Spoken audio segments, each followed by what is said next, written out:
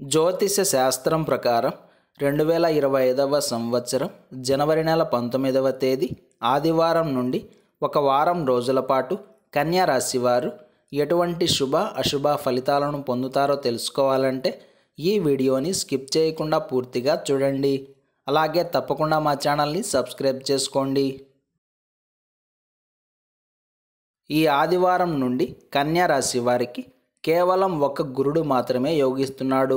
దానికి తోడు దశమ స్థానంలోకి కుజుడు ప్రవేశం చేసి సుమారుగా 3-4 నెలల వరకు ఒకే చోట సంచారం చేయడంతో రాబోయే రోజుల్లో కన్యా రాశి వారు ఖచ్చితంగా జాగ్రత్తగా ఉండాలి.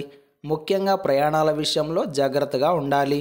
ఒంటరి ప్రయాణాలు చేయడం, బైక్ ప్రయాణాలు చేయడం అంత శ్రేయస్కరం కాదు. రాత్రి వేళ చేసే ప్రయాణాలు అసౌకర్యానికి గురి చేస్తాయి. విహారయాత్రలు కానీ దూర ప్రయాణాలు కానీ చేయాలి అనుకుంటే ముందే జాగ్రత్తలు పాటించుకోవడం మంచిది. అలాగే ఈ సమయంలో మీరు పక్క వాళ్ళ జోలికి వెళ్ళకండి. ఎవరు ఎలా ఉన్నప్పటికీ మీరు మాత్రం మీ పనుల మీద మాత్రమే దృష్టి పెట్టండి. నా అనుకున్న వాళ్ళే మోసం చేసే సూచనలు కనిపిస్తున్నాయి. ఎదుటివారి మనసులో ఏముంది అన్న దానిని కనిపెట్టడం కూడా కష్టమే అవుతుంది. అందుకే పక్క వాళ్ళ మనసులను చదవడం కన్నా నిమ్మలంగా ప్రశాంతంగా మీ పనులు మీరు చేసుకోవడం మేలు. అయితే ఈ వారం మాత్రం కన్యా రాశి వారికి స్థిరాస్తులకు సంబంధించిన అంశాలన్నీ చాలా అనుకూలంగా ఉన్నాయి. క్రయ విక్రయాలకు, అమ్మకాలకు కాలం సానుకూలమైన ఫలితాలనే ఇస్తుంది. కెరియర్ పరంగా అభివృద్ధి పథంలో వెళ్ళడానికి, కొత్త నిర్ణయాలు తీసుకోవడానికి కూడా ఇది సరైన సమయం అవుతుంది. నిరుద్యోగులకు, ఉద్యోగులకు, వ్యాపారస్తులకు ఇలా అందరికీ కాలం అనుకూలంగా ఉంది. బంధుమిత్రుల యొక్క సహాయ సహకారాలు చక్కగా కలిసి వస్తాయి. మంచి నిద్రాహారాలు కూడా కలిగి ఉంటారు. మొత్తం మీద చెప్పాలంటే కన్యా రాశి వారికి ముఖ్యమైన పనులు ఏమున్నా సరే ఈ వారంలోనే సరిచూసుకునే ప్రయత్నం చేయండి. ఈ వారం కన్యా రాశి వారికి ఆదివారం, సోమవారం, శుక్రవారం మరియు శనివారాలు చక్కగా అనుకూలిస్తాయి. ప్రతిరోజు నృసింహ కరావలంబ స్తోత్రాన్ని పారాయణం చేయండి. ఈ ఆదివారం రోజున ఉన్నటువంటి తిథి పంచమి. ఉదయం 7:30 వరకు. నక్షత్రం ఉత్తర పాల్గొని నక్షత్రం. రాహుకాలం సాయంత్రం 4:30 నుండి 6 గంటల వరకు. యమగండం మధ్యాహ్నం 12 గంటల నుండి 1:30 వరకు. దుర్ముహూర్తం సాయంత్రం 4:32 నుండి 5:16 వరకు.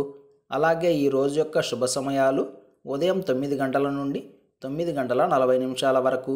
తిరిగి రాత్రి 7 గంటల నుండి 7:45 వరకు. అలాగే ఈ రోజు యొక్క పంచాంగం ప్రకారం రోజువారీ సాధారణ కార్యక్రమాలకు మాత్రమే కాలం అనుకూలంగా ఉంది.